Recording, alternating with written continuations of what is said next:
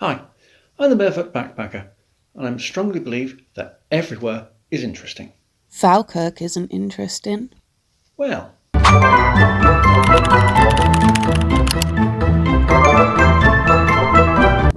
so Falkirk is an old town and came to prominence under the Romans.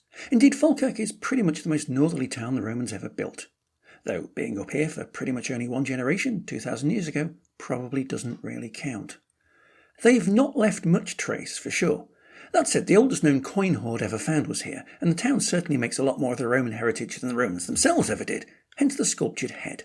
This is Silvanus, he's 6 metres tall, and is one of the many reminders of ancient history. This isn't just a ditch. This is a Roman ditch. In fact, this is part of the Antonine Wall, begun in 142 AD to demarcate Caledonia Inferior from the Picts to the north. You can clearly see there's a lot of it left.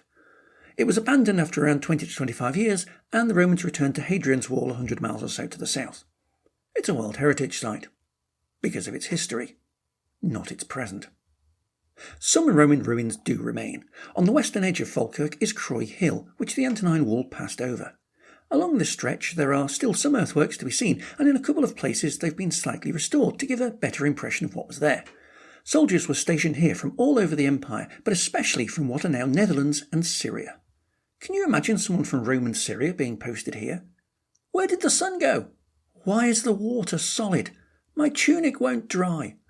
I haven't seen a fruit for 7 months. Callendar House is a 14th century manor house that's now a museum and local heritage centre. It's got expansive grounds that host a park run, and the grounds include part of the Antonine Wall. In the town centre itself is a 43-metre high steeple. It dates from 1814 and is the third version on the site. It served as a toll booth and a courthouse and is now a heritage centre. Running alongside it is one of the UK's shortest streets, Tolbooth Street. Its estimated length is 58 feet or just under 18 metres and is the home of a reputedly haunted pub. The John Muir Way is a 130-mile coast-to-coast walk across Scotland's central belt.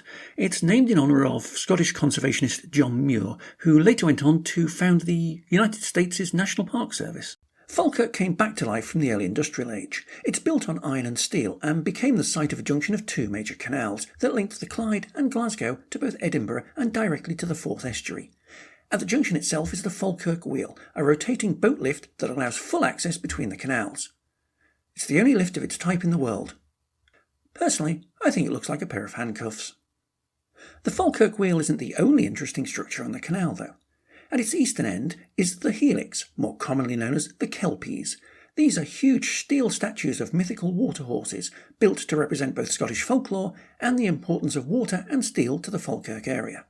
Falkirk's other claim to fame is being home to AG Bar, makers of Tizer, the Rubicon brand of juice drinks, and of course Scotland's national drink, Iron Brew. And that is why Falkirk is interesting. Join me next time, where I discuss another place that you've probably never been to and may not even have heard of.